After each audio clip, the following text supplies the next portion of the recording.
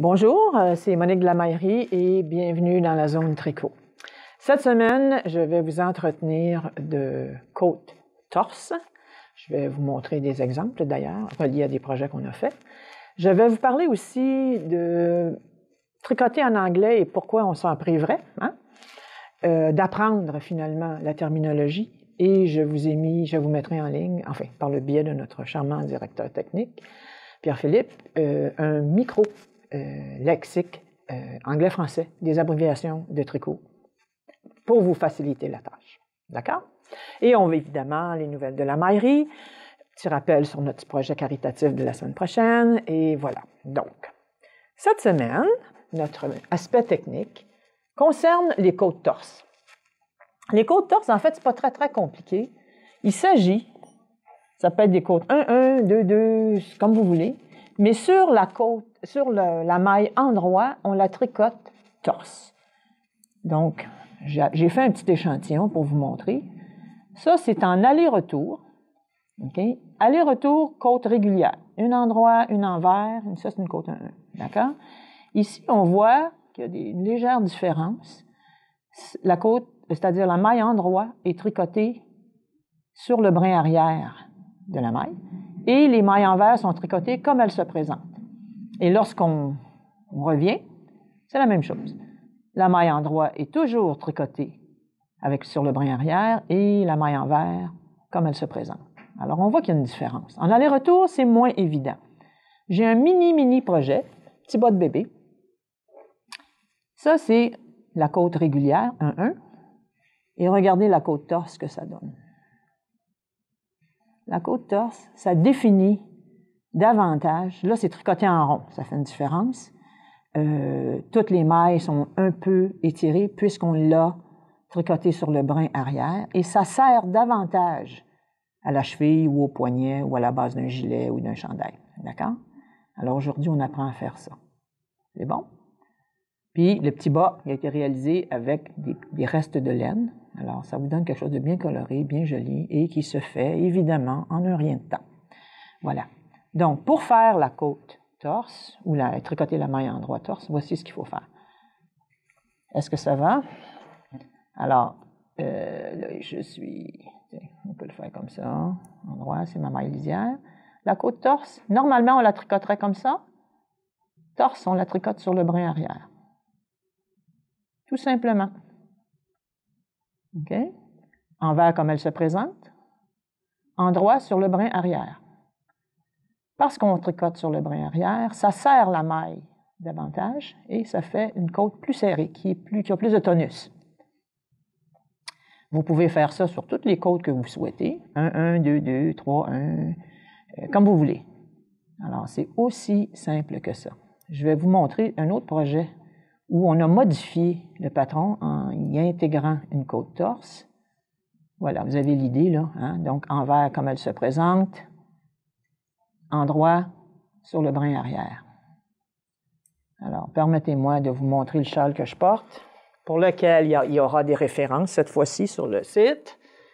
Alors, ça, on a réalisé ce châle-là.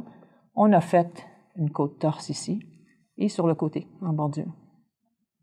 Donc, ça fait quelque chose de différent. Et, comme je vous dis, il y a un petit peu plus de tonus. Puis, c'est joli aussi. Ça fait différent de la côte 1-1 régulière. Fait que, voilà.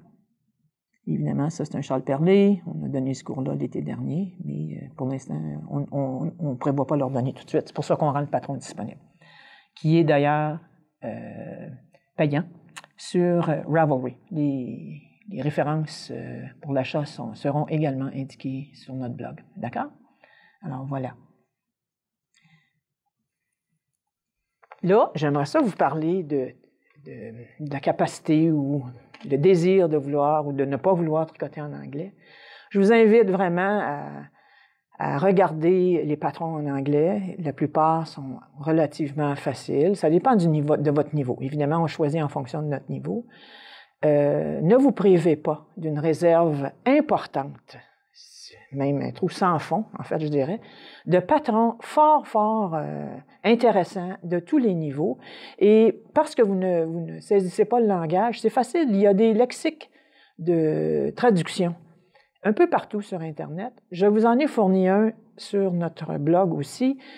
Pour les abréviations principales, je vous ai donné l'explication en anglais et l'explication en français. Alors, il suffit de chercher, par exemple, K2 TOG, donc K majuscule, le chiffre 2, TOG. Ça veut dire knit two together, donc tricoter deux ensemble en droit. Knit, c'est tricoter, mais ça veut aussi dire en droit. Purl, envers. En fait, je vous ai mis une page là comme ça. Si vous voulez d'autres références, faites-moi signe, je vous les acheminerai avec grand plaisir ou on les indiquera sur notre blog sans problème. D'accord? Alors, ne vous privez pas de cette réserve éternelle de patrons de tout acabit gratuit comme payant sur Internet ou dans les livres. Sachez que c'est toujours expliqué quoi faire, soit par une grille ou soit par un patron écrit en explication. Vraiment, là, il ne faut pas se priver, il faut se faire plaisir. Alors, tricoter, puisque c'est notre loisir principal, puis qu'on est animé par des fibres, bien, ça fait partie. Alors, on apprend, puis on fait un petit effort, puis on y arrive. D'accord? Alors, pour la technique, c'est ça cette semaine. J'aimerais vous montrer un petit modèle qu'on a préparé spécialement pour le Salon des aînés. C'est un tube ou un cache-épaule, parce qu'il peut être aussi porté en cache-épaule. Ça prend 3 écheveaux de la laine Estelle Chunky. C'est Chantal qui nous l'a tricoté. Alors, 3 couleurs, donc un charcoal, un bordeaux et un gris pâle. Ce sont les couleurs ici. Ça prend 3 écheveaux. Ça, c'est les couleurs qu'elle a utilisées, d'accord? Sachez qu'il y a 15 couleurs disponibles en magasin de cette laine-là. Ça se fait facilement, c'est en côte 2-2.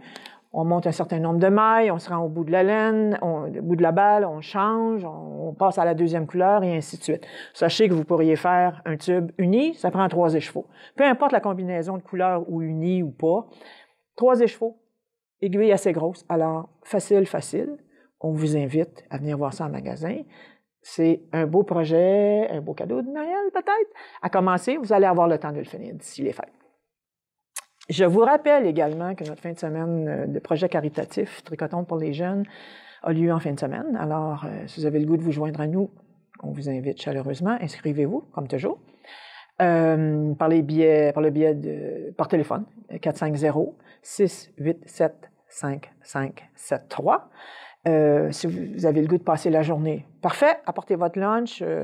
On va prendre je vais m'entendre avec vous. Apportez votre lunch si vous passez la journée. Moi, je fournis le café du matin. Ça marche-tu? Alors, je vous attends avec grand plaisir en fin de semaine.